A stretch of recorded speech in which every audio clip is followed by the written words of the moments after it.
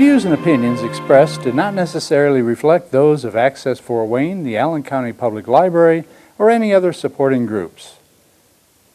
If you'd like to produce a show, call us at 260-421-1250.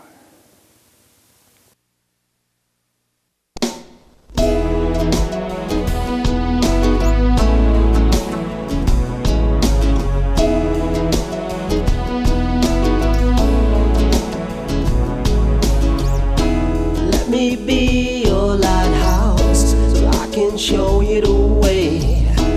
Let me be your shining light, I'll keep you from drifting away.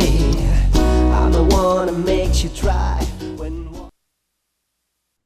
Hello and welcome to my TV show, Patty's Page. My name is Patty Hunter. Today on Zoom is my special guest, Tim Wolf, a singer, songwriter, a romantic rebel of songs. So, Tim, where were you born and raised? I was born in South Dakota, on the eastern half of South Dakota, in near a town called Carpenter. That's my hometown. It's got like 15 people, and and so I was raised on a farm, and that very much shaped who I was. So the nearest town would be, for anyone who's from South Dakota, would be Huron, and then Watertown. It was about an hour away. So. What kind of farm? Well, we were a grain farm, and we also had cattle. And when I was a kid, we had sheep. So we had livestock, and we also had grain. And so it was pretty busy. And I was used as a worker. It was quite common that everyone, I'm getting some beeping, apologize for that. I started driving a tractor before I started first grade.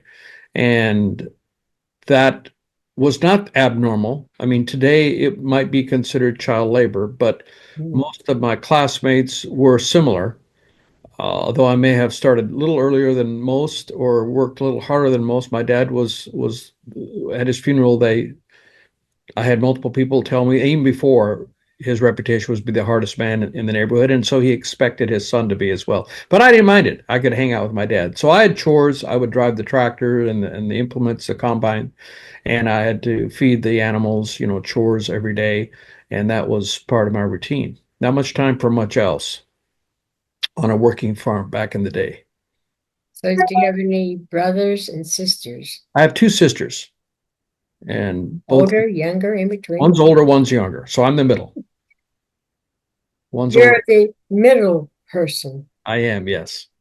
So as you were growing up, who had influenced you the most? Well, I have to say my dad. I mean, well, we were raised in a very church-oriented, conservative family. We didn't have a TV until I graduated high school and went off to college. And of course, it wasn't like I didn't know what a TV was. My aunt had one and my grandma had one. So when we would visit them, of course, my eyes were glued to that. And I would go visit my aunt and watch TV. So I'd watch the sitcoms and things. So it wasn't like I was completely cut off. But as far as normal, coming home and watching TV, that was not something that we did or we had. You had too much work to do. Okay. Too much work to do. Yeah, absolutely. Where did you go to school? Well, I went to school in a little town called Willow Lake, which was about 25 miles away. And my first 5 years, I went to a one-room schoolhouse, and we didn't have running water. So I remember that part. They had electricity, but no running water. So when it came time to, you had to use the toilet, they had little outhouses. Two hole outhouses, one for the boys, one for the girls. Oh. And, you'd run out there, it might be 20 below, snow on the ground. And you're a first grader, you're 5, 6 years old, you got to run out there and take care of your business. But that was part of it, so. You never fell in. Never fell in, thank God. Yes. Thank the Lord. So you went to college? I did. When I graduated high school, I wanted to get away from the farm I mean, I was a bit of a rebel, I would have to say. My dad and I really butted heads. Um, I mean, it was pretty bad. He was very controlling and and as most teenage boys and girls grow up, they want to establish their own identity. And if you try to control them and try to fence them in and be more, the stricter they have over them, the more they want to rebel, I think, and is common. And I was in that vein. And so I wanted to get as far away from South Dakota and make as much money as I could, as fast as I could. So mm, I went to an engineering school. And South Dakota happens to have one of the better public state engineering schools, South Dakota School of Mines. And I did really well in school. So I qualified to go there. And I went there and got a mechanical engineering degree. And it's in the western part of South Dakota in the Black Hills, beautiful part of South Dakota. And that's where I attended for 4 years in state. And then after that, I got a job in industry, and I, moved to the East Coast. And speaking about moving, where are you now? I live in Nashville now. Nashville, Yes. Tennessee. You betcha. Yes, absolutely. So, how old were you when you became interested in music? I was interested in music. It's hard to recall, but I do remember one of my first performances. And church was church is still very important to me. I'm active in my church. I play my church worship band, Mhm. and my faith is very important to me. But so I grew up in the church, and one of my earliest memories is going to, they'd have these father-son banquets, and I remember going to one, and some way I was my uncle tells me that I was singing all the time, but I don't remember that. He said I would sing probably gospel songs because that's all I knew. Third, fourth, 3 years old, 4 years old, my uncle was telling me I was always doing that. And I have this very memory. I don't know how old I was, but I don't know if you ever known or heard of wash tub instruments. It's really a homemade instrument where you take a galvanized wash tub and you turn it upside down. You put a hole in the middle of it, and you take a clothesline and you put a knot in the clothesline, pull it through the hole, and then you have a broom handle, and then you tie it, or you make a hole in the broom handle, or some way fix it to the top of the broom handle, then put a little notch in the bottom of the broom handle, and then you can, with your arm, make that tight, and then you can strum it with your other hand. Ah, a Yeah. makeshift guitar. Yeah.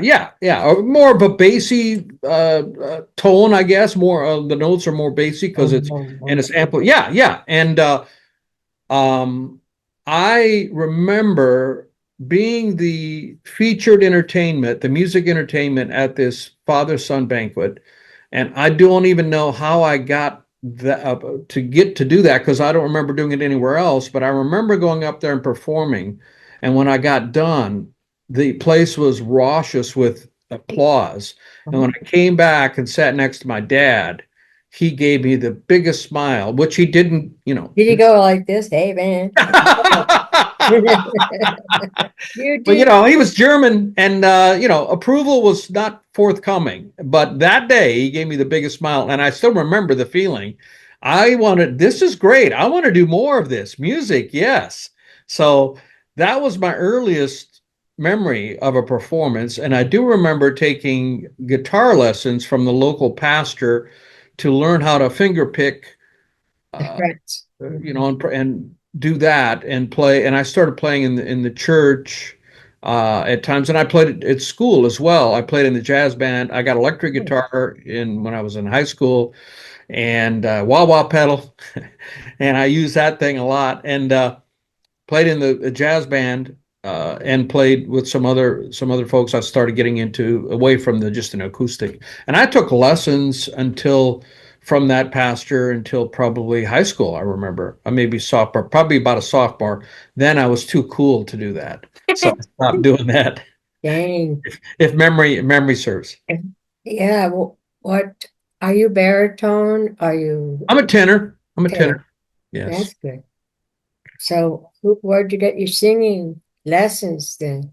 Well, that is a good question. So all my musical life, I was primarily a guitar player, lead guitar player, and I played in bands and studied really hard. In my 20s, I was practicing so much that I had my back hurt. I had a heavy guitar. Les Paul's heavy, and my Les Paul was pretty heavy. And I would practice so much. I would practice every available minute. I remember on the weekends I was practice like 8 hours a day, and that was in my 20s. And then every night I would practice an hour or two.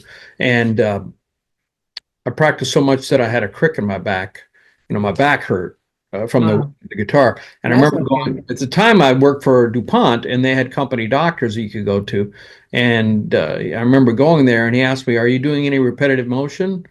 That's a typical question to Yeah, ask. And I said, "Well, I play guitar a lot of hours." And he said, "Well, maybe you shouldn't do that." That was his, remedy. He said, "You're like so I played a lot, and but singing was not something that I had any confidence in or any training in. I didn't even take choir. I regret that I didn't take. That it's at high school they have chorus. I didn't even take that. I only played in the jazz band, and so I had no training or even. I sang in the teen choir, but that was a choir. I was never a focus soloist. Oh, yeah. Except when I was like a kid, probably 4 or 5 years old, then I did it. But so I kind of got away from that and just playing. And it wasn't until I decided to pursue music full time. I was playing in cover bands, playing as a lead guitar player primarily, and Yeah. I would sing some songs. Maybe the lead guy, or usually was a guy. There was in a couple bands where the lead was a woman, but the lead singer would want a break, and so I was given an opportunity. You're doing a 4 hour cover set. You need somebody else has to Still in step love. up and Yeah. occasionally fill in. And so I sang a few songs, but it was never a focus, and I never took any lessons. But it wasn't until I got interested about 2015, I guess, I started. Well, no, that's not true. Uh, all right, I misspoke. That's Uh, all right.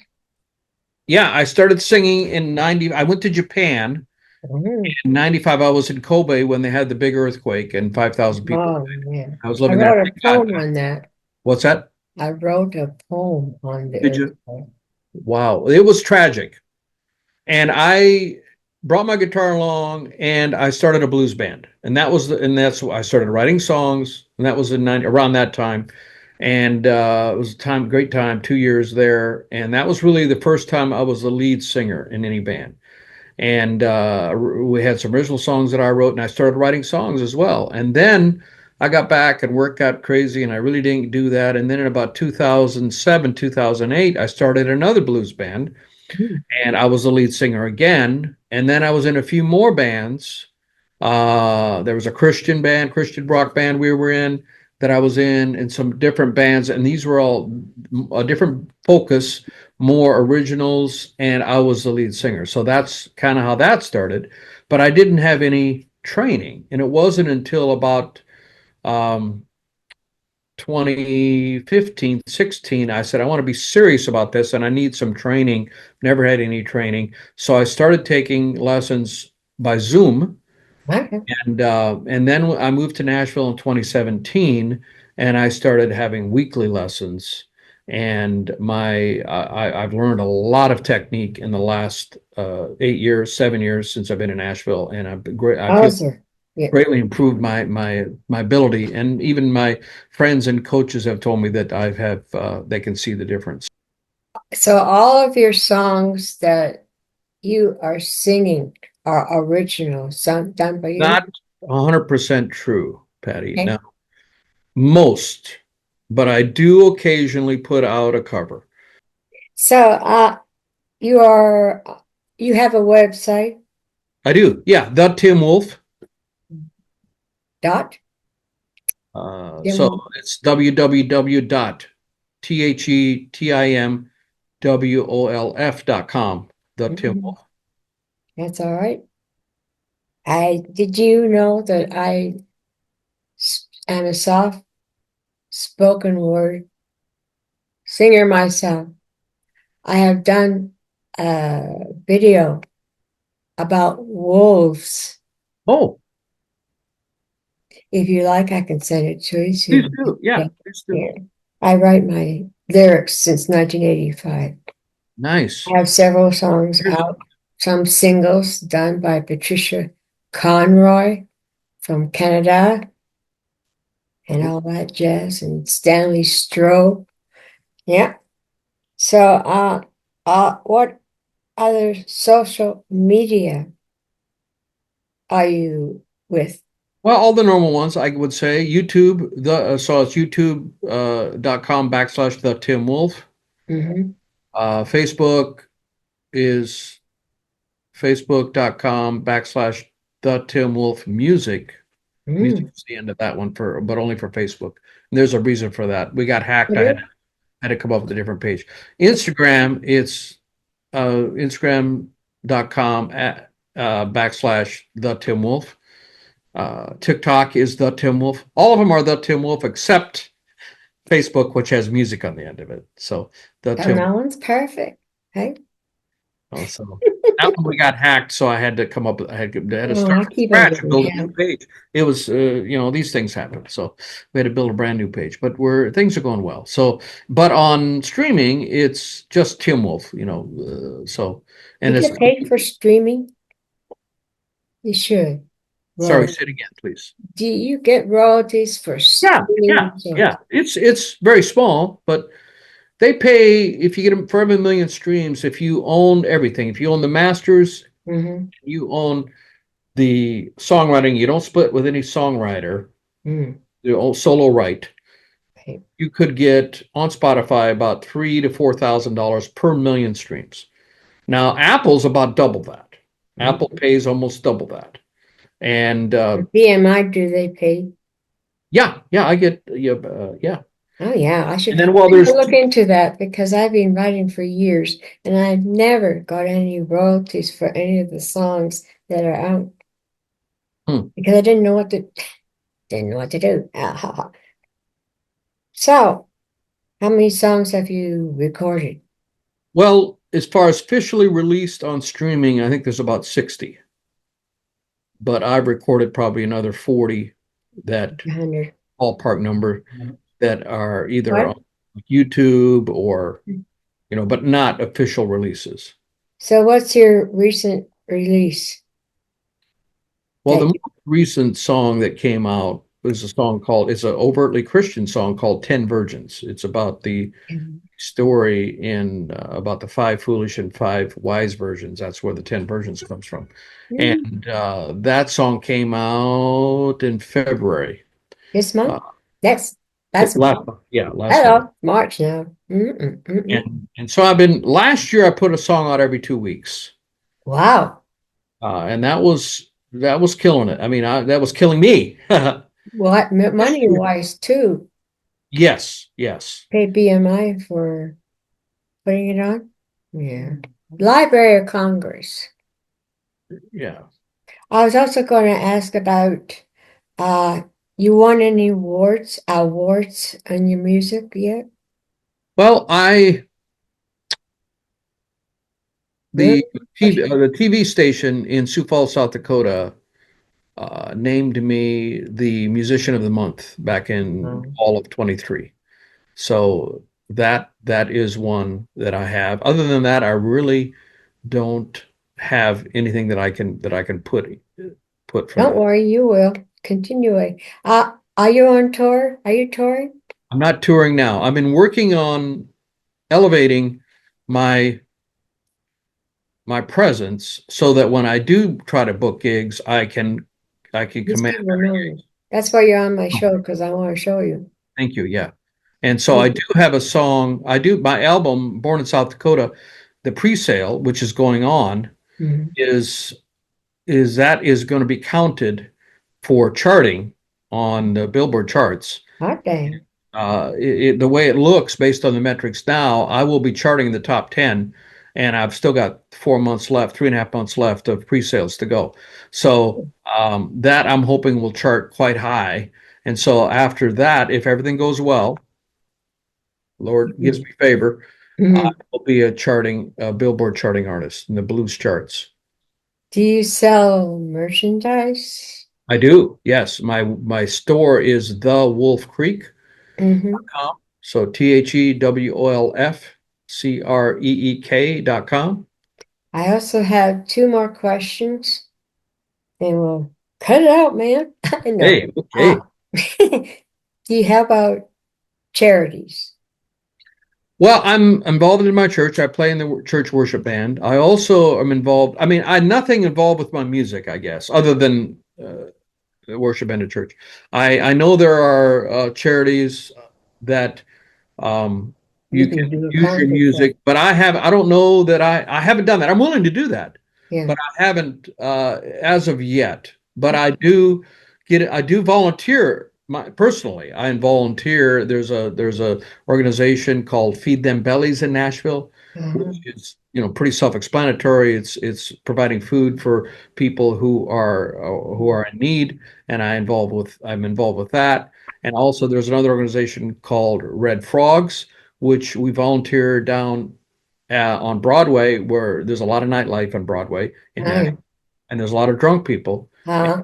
people who need help. And we have Yeah. a booth there, and we give water and people that charge their phones. So some people like they're drunk on their phone and they can't get back. There's a lot of people from out of town, and we've helped people that needed help. There was a couple weeks ago, there was a young woman that I don't know if somebody had roofied her drink, but she was throwing up, and Uh, she came to our tent with our friends, mm. and we called medical, and they came and administered to her. We don't administer medical, but we No, facilitate that. So you that's get an help. organization Yeah. called Red Frogs, and we're doing that every Friday night so far on down in Broadway. We're hoping to expand.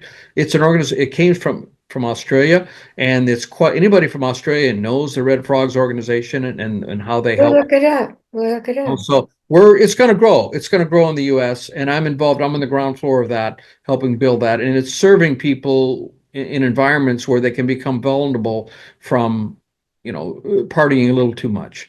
And no judgment. We just are there to help them and prevent anyone from getting, something bad happening to them. Finally, what would you like to say to my audience? We have a minute left, maybe less than that. Well,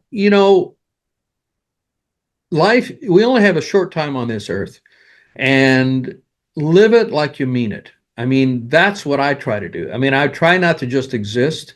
I feel that I have a calling, and I feel that I have a calling to share my music. And what I want my music, people that listen to my music, I don't want it to be a surface experience.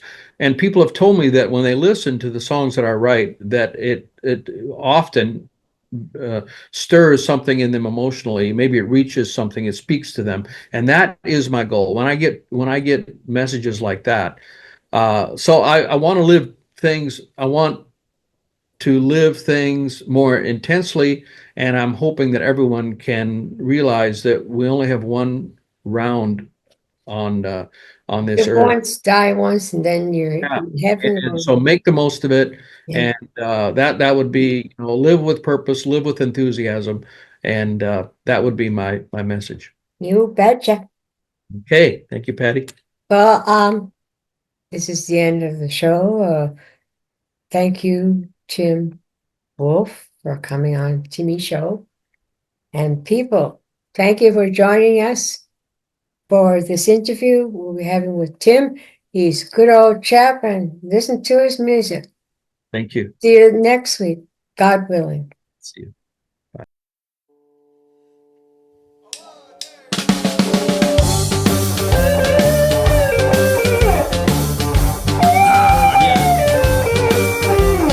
Aces of red and eights of black is a pretty strong hand. By God, stuff should win out unless you get shot in the back.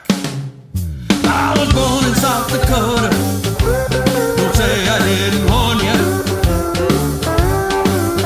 There's a certain way we do things around here. When the cold blows through your bones, a man knows that he's alone. When he understands the wind can smell your fear. I was born in South Dakota, born in South Dakota. Just look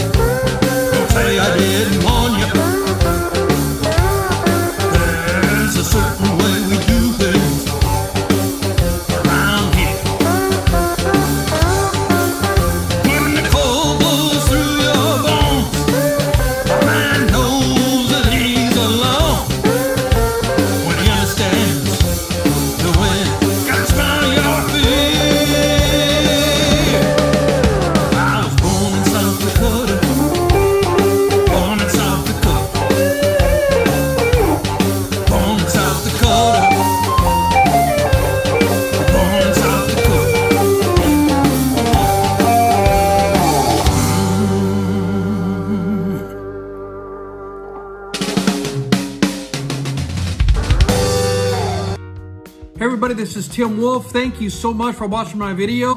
Please go to the link down below in the description. There's a bit.ly link. Listen to my music at Spotify. I appreciate it very much. It means a lot to an artist if you follow them. If you would be kind enough to like the video if you enjoyed it and share it with your friends. Finally, be sure to subscribe. And also there are other videos on this screen that you can watch. And I'll see you next time. Thank you so much. Godspeed, my love, until we meet again. You're always in my heart and every dream. Don't let this time apart give in to all our fears. God will keep us close from up above. So until we meet again, Godspeed, my love.